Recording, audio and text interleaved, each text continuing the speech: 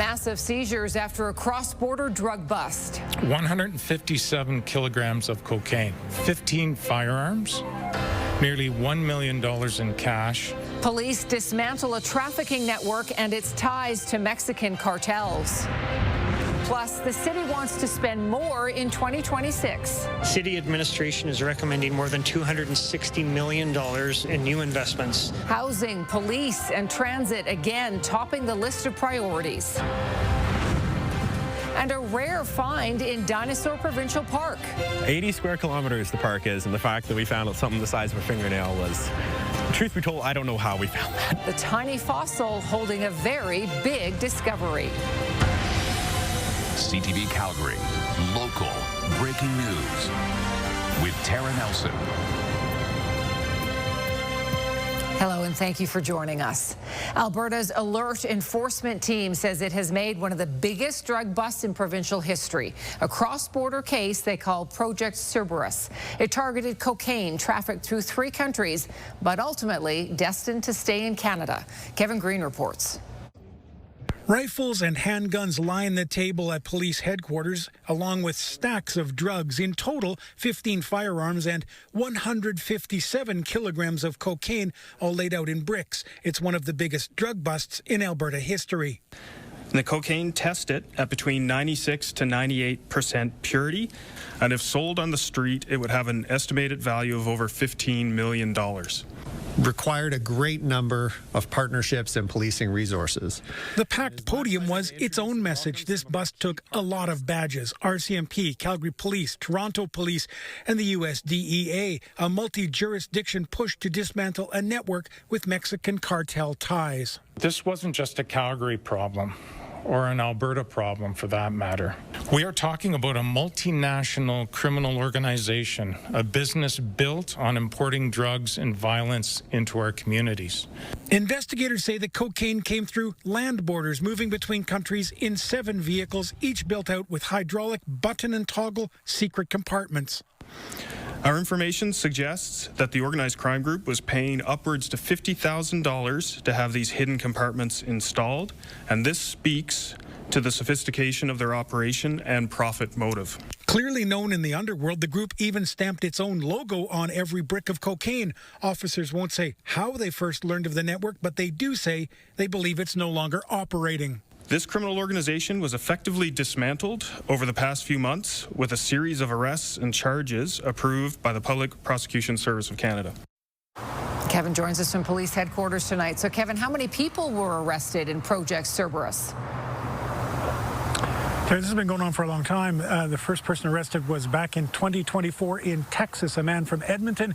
He's now serving 11 years in a U.S. prison. 5 other Canadians were arrested. They were arrested here in our country. 2 of them were Calgarians. They are all out on bail right now and expected to appear in Calgary courts on dates ranging between September 26th and October 3rd, so in the next few weeks. Back to you. Okay, Kevin Green reporting. Kevin, thank you. A man in his 20s died in a motorcycle crash on McLeod Trail overnight, and police say speed was a factor. It happened around 12:40 a.m. on southbound McLeod by the James McKevitt Road exit. The victim ran right into the back end of a car and was then thrown from his motorbike. He was pronounced dead at the scene. Debris was spread across the road, and police had to close McLeod Trail while they investigated. This is the 6th deadly motorcycle collision in Calgary since the start of June. There was another motorcycle crash this afternoon in the southeast neighborhood of Cranston.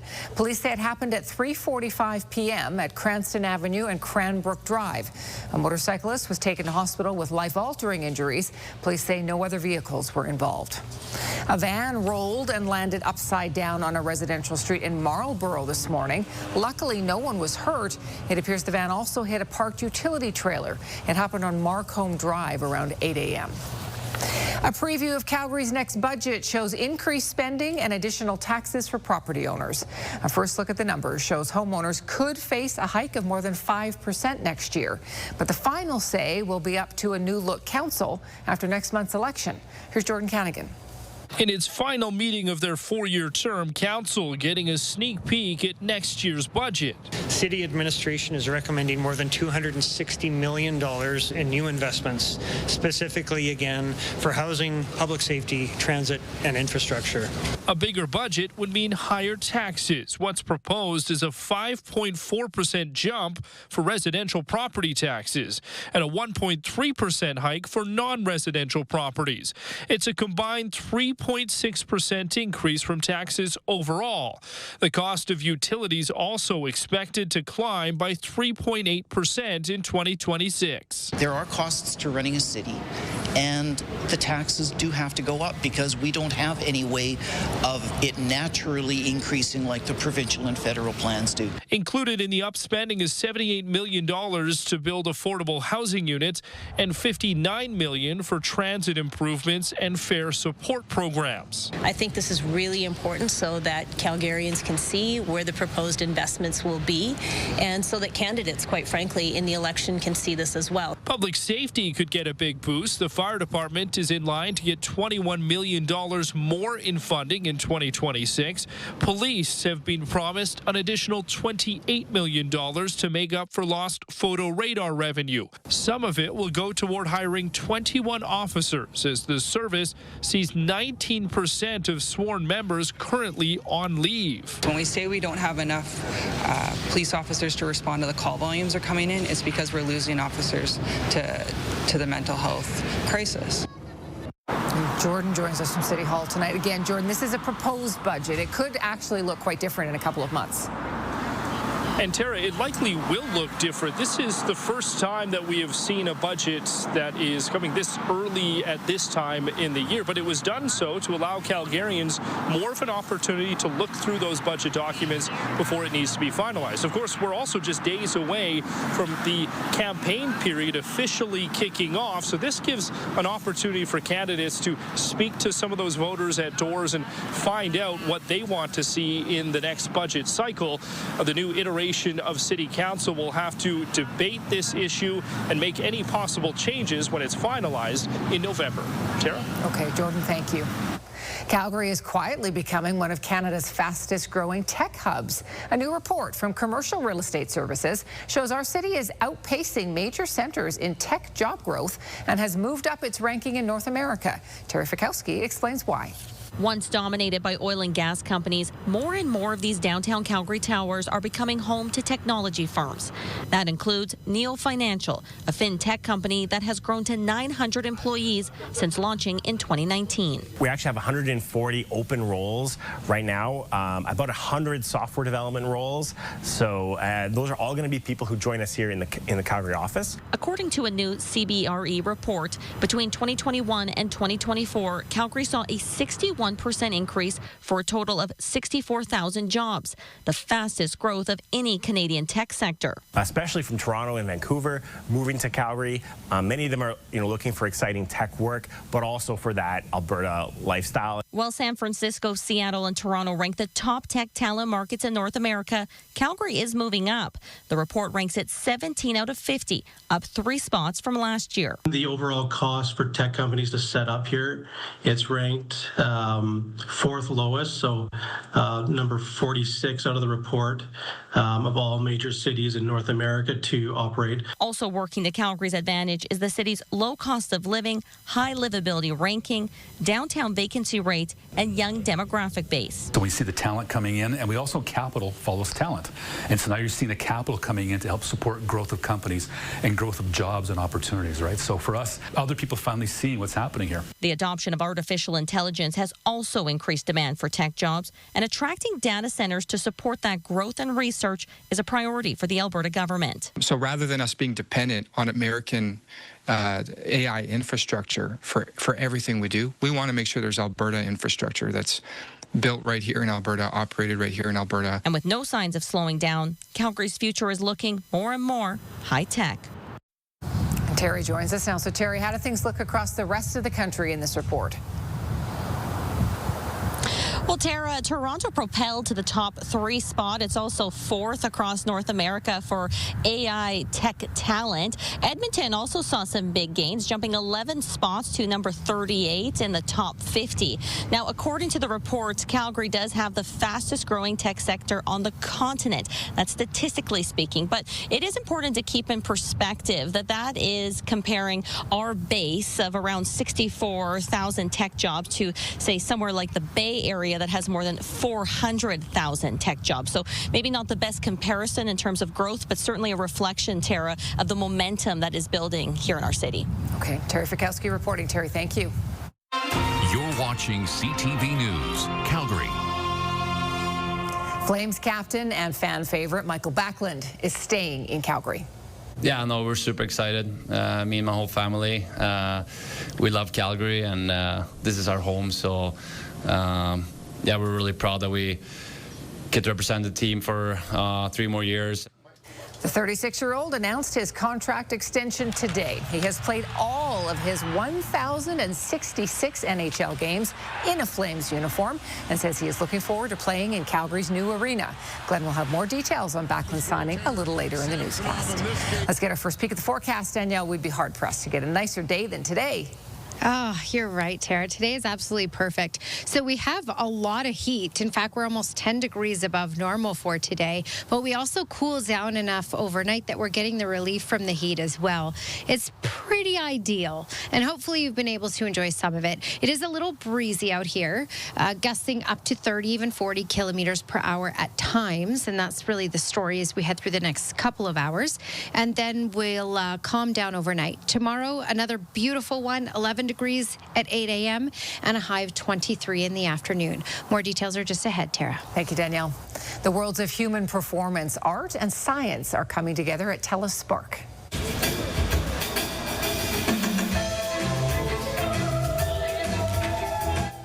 Artists from the Cirque show Echo, which is running at Stampede Park, performed at TELUS Spark this morning. That was followed by a scientist-led discussion that pulled apart the physics, the biomechanics, and the engineering behind their astonishing feats. They explained the hidden mechanics that allow contortionists to bend the rules of the human body. Another session will be held tomorrow at 11 a.m. on the Inspiration Stage at the Science Centre. It's included with general admission or a Spark membership. The Bank of Canada cuts its key interest rate. Just ahead, does another 25 basis points shaved off the key lending rate help Canadians, especially those in the market to buy or sell a home? And a new treatment improving outcomes after spinal cord injury. The discovery by Calgary scientists to help stabilize blood pressure.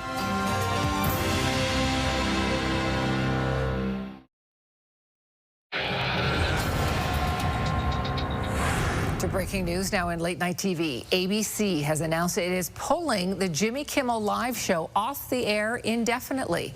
The move comes after controversial comments by the host about the slain conservative activist Charlie Kirk. The broadcaster said it plans to replace the show with other programming on ABC stations. In July, CBS announced that Stephen Colbert's show will end next year. Paramount said financial issues at the network were behind the move.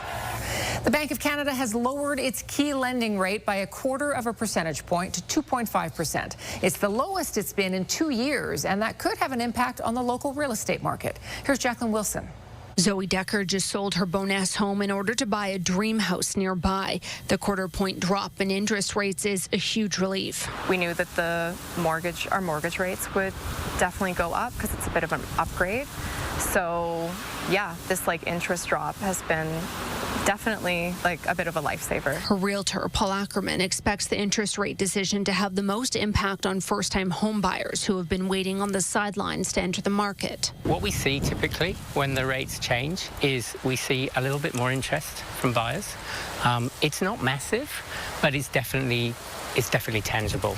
And I think for a buyer, when you're considering purchasing, you're looking at a number of different things. And the rates are obviously one of a number of components. And when the rates change, and when especially the trajectory is good, that we think that rates are going to continue to go downwards, then it makes a difference. And it particularly makes a difference for first-time buyers. The drop also puts a focus on variable rates, which for some have fallen below fixed rates, certainly an improvement from a year ago. The prime rate used by most Canadian lenders is going to drop to 4.7%. And if lenders choose to price in the full discount to their variable mortgage rates, we could see them going as low as 3.7%. And that will position them below the best 5-year fixed rate, which is currently 3.94%. The central bank says Wednesday's decision came as global economic growth is showing signs of slowing amid higher U.S. tariffs and ongoing uncertainty. At this point, inflationary pressures look a little more contained, and against that background and the background of a weakening economy that will put additional downward pressure on inflation, that tipped the balance of risks in favor of cutting our policy rate. The Bank of Canada will make its next interest rate decision October 29th. Jacqueline Wilson, CTV News, Calgary. The next Bank of Canada interest rate decision is October 29th. The Privacy Commissioner is raising concerns with Alberta's move to add citizenship details to driver's licenses.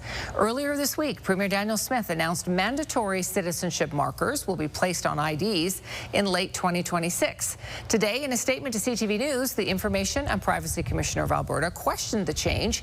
She says her office was not informed or consulted ahead of time, and that it's unclear what the benefit for Albertans would be. Smith still insists the change is about streamlining services and preventing election fraud. Manitoba has had citizenship on its licenses in the past, as has Ontario. So I think we can manage through it. There's 67 countries in the world that have citizenship on their government issue ID, and part of the reason for that is to make sure that the people who are accessing social programs are entitled to access those social programs. The Privacy Commissioner says her office will further assess the changes once it sees the proposed legislation. The Premier is directing Alberta's Jobs Minister to use all legal means possible to give the province more control over immigration. The new mandate letter says additional control is needed to ensure the province sees sustainable levels of newcomers. Smith's directive also says Canadian citizens should have first access to jobs, and young people should be prioritized over temporary foreign workers. This is CTV News, Calgary. Bring Danielle back in now as we look ahead to our 5-day forecast. Yeah, and it's looking pretty toasty. We're even going to kick off the season of fall in the 20s, so that's something. And today is something. 26 degrees is our high in Calgary. A normal daytime high for this time of year is 17 degrees, so we're almost 10 degrees above normal here. And high 20s, Lethbridge got up to 28 today. It's 25 right now in Medicine Hat, 26 in Milk River, and 25 in Pincher Creek. It's a little breezy out there as well in most communities in the southern part of our province. Radar and satellite right now, nothing to talk about. So hopefully you can get out for a walk, enjoy the evening. You can see in the cloud cover here and here, the edge of the ridge of high pressure. In fact, it extends and peaks all the way into the territories. So even to the north, it's quite hot as well, and well into the 20s. This is the ridge of high pressure you can see in the territories. We're going to lose this ridge as we head into Friday. It's a one-day thing where we're going to lose this, the stability. So this is going to allow some showers and even non-severe thunderstorms to sneak into southern Alberta. In Calgary, we could see some of that activity. We have another weaker one that will build back on Saturday. So Saturday, things will get toasty once again and more stable. Okay, looking at the hour by hour here. Sunshine for tomorrow.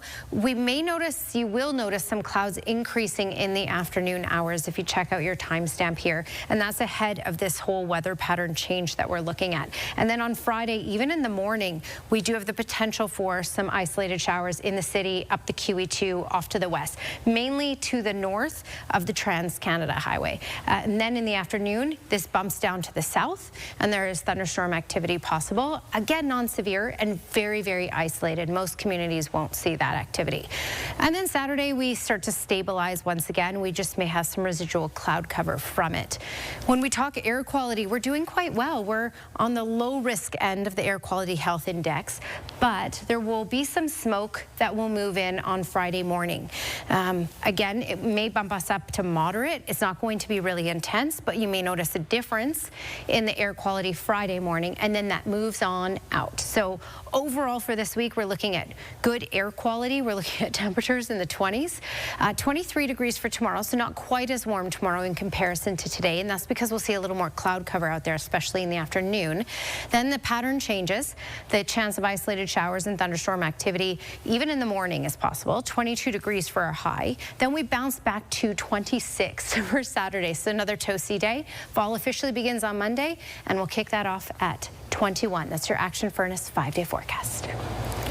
A groundbreaking implant is transforming the lives of spinal cord injury patients by addressing a common yet serious complication, unstable blood pressure. The innovation is the result of a global research effort involving several universities, including the University of Calgary. As CTV's Kathy Lee reports, the device has been life-changing for one Alberta man. 3 years ago, a car crash stole Cody Krebs' ability to walk. A semi-truck blew a stop sign and T-boned me. That resulted in me breaking my neck. But through the challenges, his partner Kiana, always present with unyielding devotion. She's the strongest person that I know. Yeah, without her, I wouldn't be near where I am now. In this moment, the 32-year-old's life much improved thanks to a new device implanted in his spine that helps to regulate his blood pressure.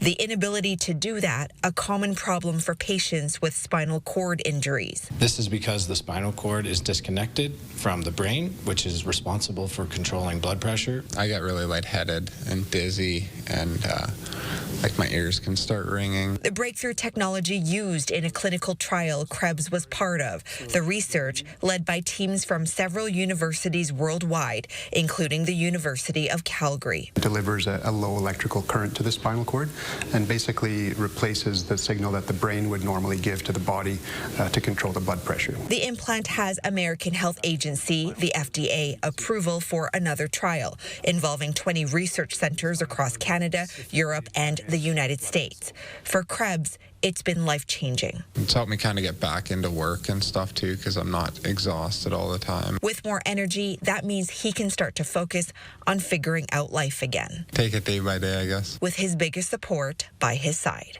Kathy Lee, CTV News, Calgary. Just ahead, a giant discovery that could fit in the palm of your hand. A new species of dragonfly is uncovered after the tiniest fossil is found in Alberta's massive Dinosaur Provincial Park. And a lending hand for seniors who love the company of their pet but can't quite keep up with the cost of the vet bills.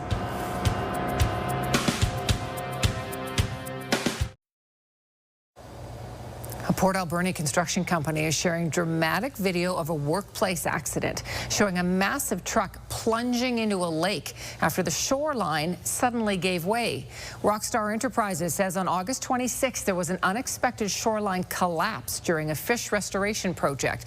You see, that truck just went under. Now, luckily, the operator was able to get out unharmed and swim to safety. The company says this underscores the importance of continuous risk assessments, especially when working near water. It says an investigation is now underway to understand what led to that collapse and how to prevent similar incidents.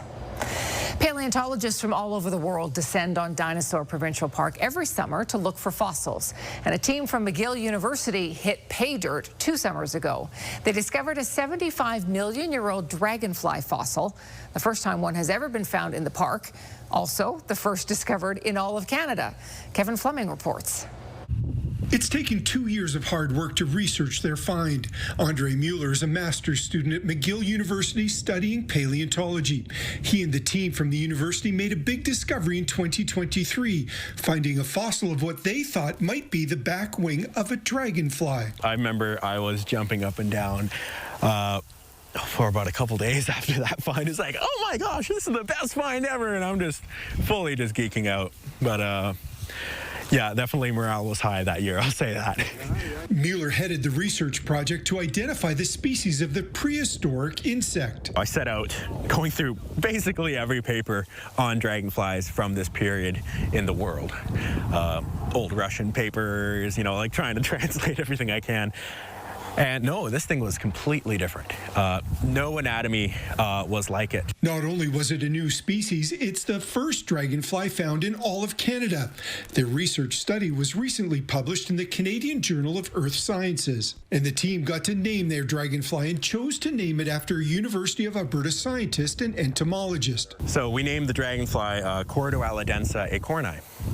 Cordoaladensa meaning densely winged cordelid, which is the kind of dragonfly it's related to, and acorni after John Acorn. Mueller says the big dinosaurs like T-Rex get all the attention, but he says it's the smaller creatures and plants that help scientists develop a better understanding of what the prehistoric ecosystem looked like. The team from McGill returned to Dinosaur Provincial Park this last season and to the exact same spot where they found the dragonfly fossil, in the hopes of finding more leaf fossils and insect fossils.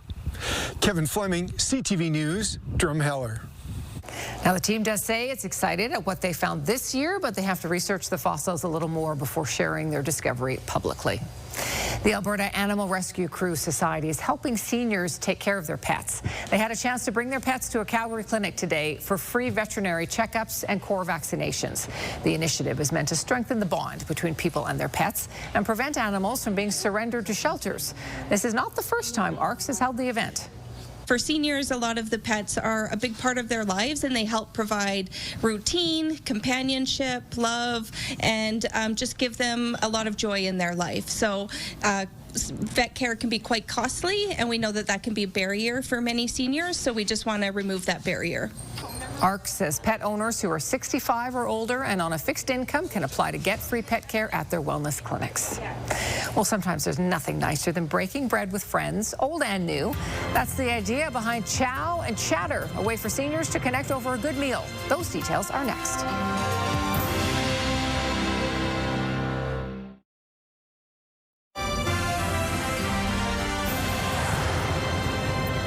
Helping seniors socialize is the aim of a special meal program in Calgary. The Chow and Chatter event at Village Commons is created especially for older adults, offering a chance to build friendships, share stories, and enjoy lively activities.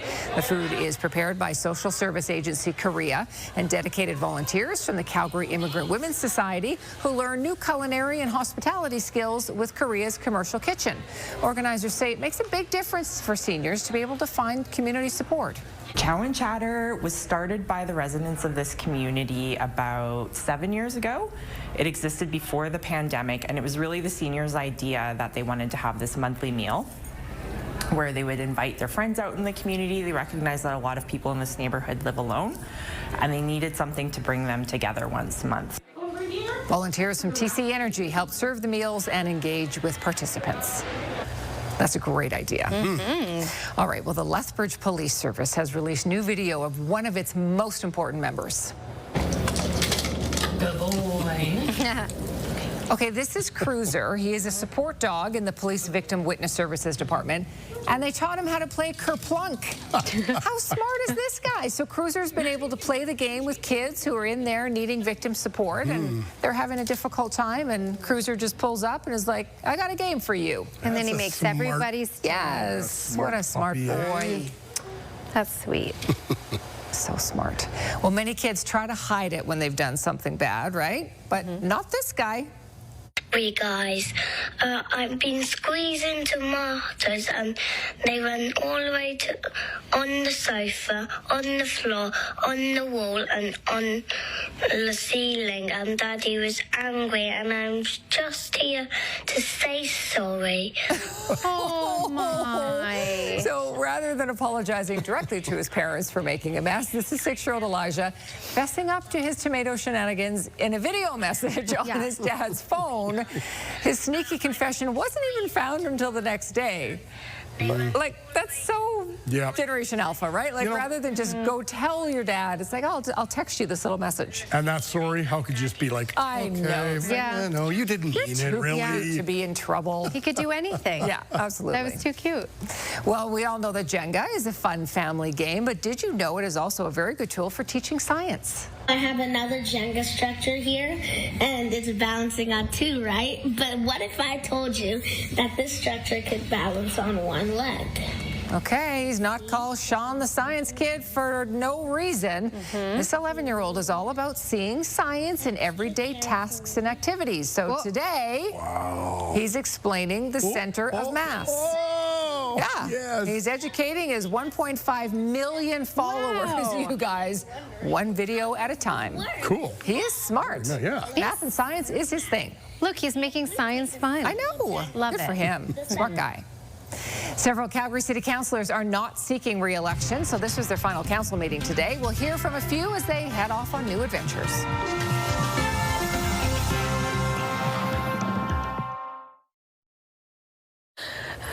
Okay, here's your not 24-hour forecast just yet. I don't know why I said that. Here's your Skywatch weather cam at this point, and you can see traffic moving along nicely. Why? Because it's sunny and it's warm, and we have a lot of warmth in the longer range forecast. I'm going to show you the 10-day trend in just a moment. Okay, 26 degrees is the current temperature. Today's daytime high, well above the normal, is 17. And of course, we're not record-breaking today. That's 31.3 for this day. All right, right now, temperatures in those mid-20s for most areas and higher 20s for Lethbridge. Look at that, 27 was at 28 earlier today. So we have a lot of heat, but their overnight lows where we dip now at this time of year into those single digits. So we get the relief at night, which is very helpful as well. Nothing going on radar and satellite. Here is your 24-hour forecast brought to you by Action Furnace. Fixed Rider, it's free. A little breezy for the next couple of hours, quiet overnight. Tomorrow morning, 11 degrees at 8 a.m. and then getting up to a high of 23. So not quite as warm tomorrow, but still a nice day. Clouds increasing in the afternoon hours. Taking a little dance around, 26 in Kamloops for tomorrow, 27 in Kelowna, stable, just some cloud cover here and there. Edmonton, mainly sunny and 23. Drumheller, 26 and mainly sunny. Lethbridge, also 26. Medicine Hat, 27 with a whole lot of sunshine and stability once again. Checking out your 10-day trend. Again, in Calgary, 23 degrees for tomorrow. Holding on to those lower 20s for Friday. Friday may be a little unstable, though. We bounce back to some heat on 26 on Saturday. And even as we get into next week, we'll maintain the 20s. And for the first official day of fall on Monday, 21. Tara? Thank you, Danielle. Police say they made one of the biggest drug busts in Alberta history. Rifles, handguns, and stacks of cocaine bricks were seized after they were shipped here from Mexico via the U.S. in vehicles with hidden compartments. A motorcyclist was killed after running into the back of a car on McLeod Trail early this morning. It is the 6th fatal motorcycle crash since June. And next year's city budget is projected to have a 5% tax increase to help pay for increased spending on housing, safety, and transit, but it will be up to the next council to make the changes. Today also marked the final council meeting for several councillors. 6 councillors are not returning to City Hall, and they had their final meeting in council chambers. That includes Peter Demong, who is not seeking re-election after 4 terms.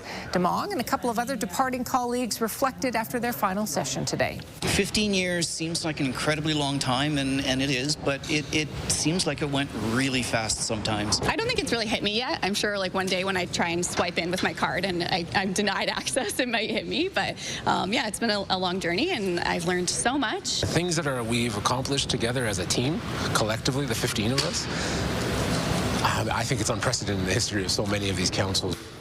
A new council will be elected on October 20th. Alberta's premier says she is confident federal energy projects are still high on Ottawa's to-do list and that a pipeline could be approved sooner rather than later. Speaking to business leaders this morning, Danielle Smith said she is expecting another round of major infrastructure projects to be announced before mid-November. Smith believes the pipeline to the coast and an Alberta carbon capture initiative are both frontrunners to make that list. The premier says meetings with the Prime Minister last week have her feeling optimistic. Well, the pipeline to Prince Rupert isn't on the list of projects to be fast-tracked yet. That can change soon. We actually have been assured that there are ways to continue to add projects to that list. It's going to be an evergreening process. We are in active discussions about that right now, and I'm very, very encouraged by where our talks are heading. Smith adds she's having ongoing dialogue with major pipeline companies, and she believes it will be a consortium that eventually steps up to invest in the project. Leaders in the canola industry are optimistic after a meeting with the Prime Minister. Saskatchewan's Premier updated the group yesterday on Chinese tariffs on canola after a trip to China. The chair of the Alberta Canola Producers Commission was there. He says Canadian officials continue to be engaged with the Chinese to work toward a solution. He adds the international trade relationship is complicated and they need market access to one of the world's largest importers. It's not something that we can replace overnight. That's one of the things we did talk to the Prime Minister about. You know, there's short-term and long-term implications. And one of the longer, or say medium-term, is basically we really need to look at renewable fuels in Canada. That way our product stays here and it can be used here. The hope from industry leaders is that some sort of resolution can be found by the end of the year. A Red Deer wildland firefighting company is expanding to the U.S. Fire and Flood has trained firefighters to help when wildfires are out of control. It has designed its own portable above-ground hydrant system. The company began in 2016 and it has expanded within Western Canada. This new expansion is the first in the U.S. The union representing flight attendants at WestJet wants to start contract negotiations. CUPE has served notice to bargain a new collective agreement. The current contract is set to expire December 31st. WestJet flight attendants want compensation for unpaid work they do before and after flights. The airline says it's looking forward to reaching an agreement. Earlier this month, Air Canada flight attendants rejected their employer's latest offer after striking over similar concerns. The federal government's probe into unpaid work in Canada's airline sector is expected to wrap up by early December. Speaking of WestJet, the airline has begun repair work on the plane that experienced a hard landing in St. Martin. The flight from Toronto landed roughly on its right landing gear on the runway September 7th. The Transportation Safety Board of Canada launched an investigation shortly after that incident. The airline says investigators have released the plane to them, allowing the repairs to begin. A 21-year-old man is facing charges after a dangerous wrong-way driving incident in Ontario. Police shared this footage from a vehicle driving the wrong way on the busy 401 highway near Milton. A vehicle appears in the center lane driving in the opposite direction. The driver of the sedan loses control, begins to swerve and narrowly avoids a head-on collision. With the driver who captured the video, no one was hurt. Just ahead, the Flames clinch their captain. Michael Backlund is signed to a contract extension. We'll hear from him and the Flames GM. That's next.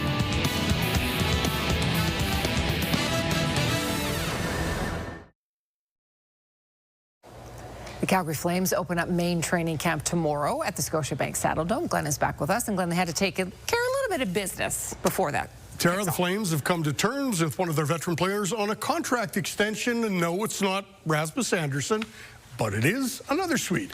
Captain Michael Backlund has signed a 2-year contract extension with the club, meaning he'll be with the Flames for the next 3 seasons at least. Backlund has played his entire 1,066-game NHL career with the Flames. He was drafted in the first round of the 2007 NHL entry draft.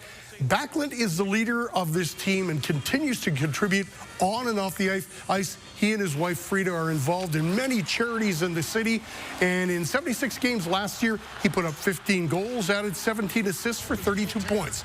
Backlund says he's excited to be a Flames for at least the next few seasons, and there's nowhere else he'd rather be. I believe in this group, and I believe we have a good future ahead, and I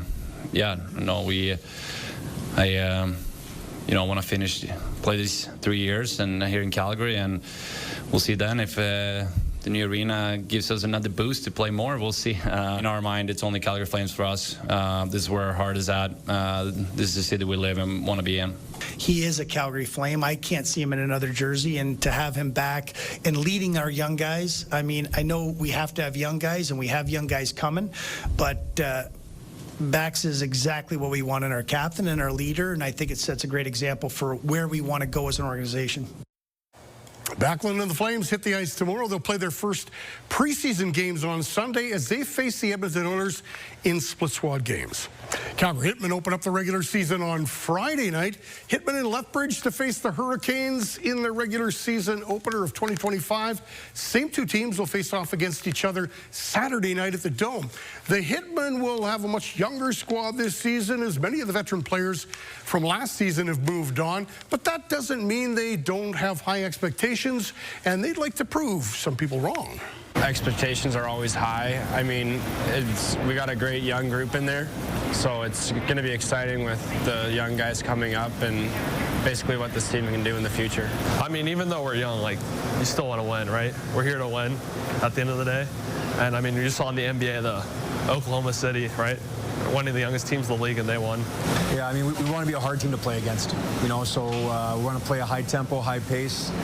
When we don't have the puck, we want to get it back as fast as possible. We want to counter and play offense as fast as we can. So, but I think anytime that you're known as a hard team to play against, you're going to have success, and so I think that's our #1 priority. Now, Williams is from Plano, Texas. That's where Blake Coleman is from. And the young Hitman defenseman says he'd love to have a chat with the Flames forward and maybe get some pointers. You know the golf season's nearing an end when I have to introduce our final golf tips episode of the season. Tonight, Scott gives us a tip on how to hit out of that thick rough. Mackenzie Meadows Golf Tips with PGA Pro Scott Orban. Well, Scott, you've set me up for failure on golf tips. That's a hard shot. Well, it's a hard shot, but if you watch golf tips, if you'd watch them once in a while, I'm on the air. I see them all the time. All right. All right, Glenn. So, yeah, rough lie. How are we hitting it out of the rough? So, you know, what is your tendency on this shot? Soft hands. You like to use soft hands on that? Sure. Okay. You know, soft hands to me tends to be a shot that gets a little loose, maybe hit it a little bit left. When you're swinging there, if you use soft hands, you'll feel it grab. Put a little more tension in there. Put tension in there so that you can swing through it. Swing through it. So and you'll feel that strength. The soft hands, you can just see it just dragging your club. They're way too soft. Grip the club. Let her go. Grip the club and hit it. Right at the pin, a little hard, but not bad. I mean, I take it. That's a tough line. Yeah, so when you're in the rough, get an idea of what it feels like, because all the different rough conditions are different. We put you here in a little bit of crabgrass out in the rough, just because it's a different feel. It's a little thicker. But you've got to have an idea of what you're up against. And then when you swing it, feel it in your hands. And Glenn, when you're getting a real loosey-goosey, that grass is going to grab it and take over and tend to close it. So you might have to firm up that grip. Forget about holding the tube of toothpaste and the little bird and all of those things. You know what? It's different for every shot. So absolutely. All right. Good luck with that. Keep practicing. Thanks, buddy. As we say, that's it for Golf Tips this year. Thanks once again to our resident pro, Scott Orban, for helping so many people out on the course and inviting us into your living room. That's awesome. Well, the tips might be over for the golf season, Stott. There's plenty of nice golf days left. Yes, which is, you can see a couple tears in Glenn's eye that, that his golf tips are over. But yes, Tara's correct. This is golfing weather. Look at this week. I mean, you may be interrupted a little bit on Friday, here and there, with showers and thunderstorms possible, but very isolated, short-lived if we get it all in the city. 23 degrees as our high for tomorrow. Mainly sunny. Just some clouds increasing in the afternoon. We bump back up to 26, which, to put that in perspective, was our high today. We'll get back to that on Saturday.